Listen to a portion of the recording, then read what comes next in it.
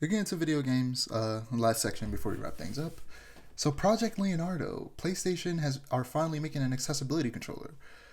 2 years. Is that what that is? Yeah. So I saw pictures of it, but I had no clue y- what it was supposed to be. yeah. So 2 years ago, Xbox made their accessibility controller. I forget what they called it, but it's always great. It's so great to see how far because for people who don't know, both me and I are graphic designers. We work for Winding Reef Media, and Ira is always talking about accessibility and graphic design and how to make things accessible. And I agree with her. I just don't have as much experience in doing so, and I'm excited. I'm always happy to learn from Ira and how to do that type of stuff. And seeing how much games are putting into making it possible for anybody and everybody to play games is incredible.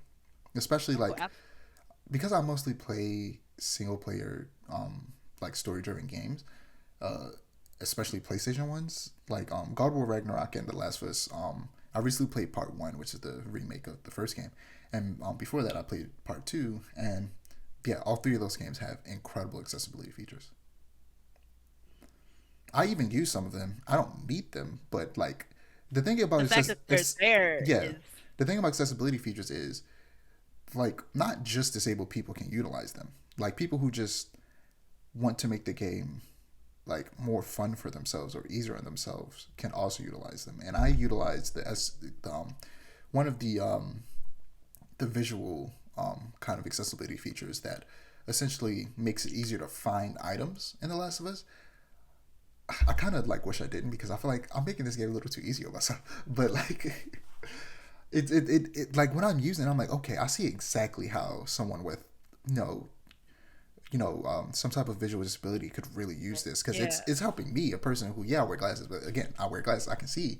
I just don't want to have to spend the entire time looking for stuff and searching through Right, or everything. like straining my eyes. So I literally just have to swipe left on the D-pad and it like turns everything gray and highlights certain items yellow so that I could find them easier, and it also highlights enemies red. But I don't use it in combat because I want the combat to be a bit more difficult. But I just don't want to spend time searching for items.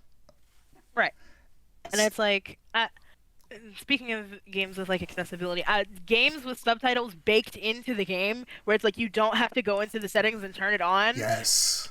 My beloved, Automata does this, and I love that Automata does this because sometimes the dialogue gets drowned out by the combat. Yes. So it's like, what did they say? But I don't ever have that. What did they say? Moment because the subtitles are baked in and they're visible.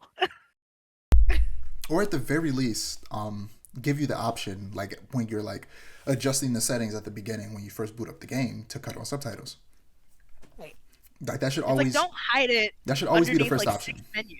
Yeah. That should always be Yeah. the first thing you see when you after you adjust all that other visual stuff like the light and all that. You should see like, do you want subtitles on, and like how big do you want the subtitles be. But like, what is it in God of War? An accessibility feature I used was like when you walk, there's a ability where you can automatically pick up healing items rather than having to press a button to trigger healing items. And there's another one I use where when you press a button and it points you in a direction like you're supposed to be going on the main mission. That is one of my favorite ones because I get like so a big part of why I'm super like into not into but like super vocal about like having accessible design is because I'm a person that needs accessible design. I'm slightly hard of hearing, like I can't sometimes, especially in like larger open world video games, I get lost. The minimap does not help me. Or I'll get like lost in the objective because like there's so much going on and so much visual feedback. It's like I need something to get me back on track. So like games where it's like you can press a button and be like, this is where you're supposed to be going. It's so helpful to me because it's like I've dropped games before where it's like I just can't figure out what I'm supposed to do. I've dropped them like straight up because it's like, what's the point? I'm not having fun because I don't know what I'm supposed to be doing. Yeah, that makes a lot of sense. And yeah, just to talk a little bit more about what this controller actually is, I'll put an image up of it on screen, but it's a circular pad with a part sticking out for the joystick, and there are different kind of like swappable swap outs for the joystick. One that's more like an arcade fighting game stick, and one that's more like the traditional like actual gamepad, controller joystick, the more flat version.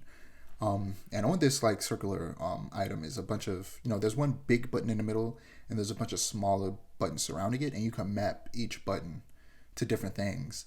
And then you could either pair two of these devices together, or use it in conjunction with a controller, or use two of them in conjunction with a controller. So that way you have, depending on the person's needs and how it's easier for them to play the game, they can switch things up. It's very modular, which is great. So it's still in it's so currently it doesn't even have an official title. It's called Project Leonardo. So we don't know too much about it, but it's just good to see that this is happening.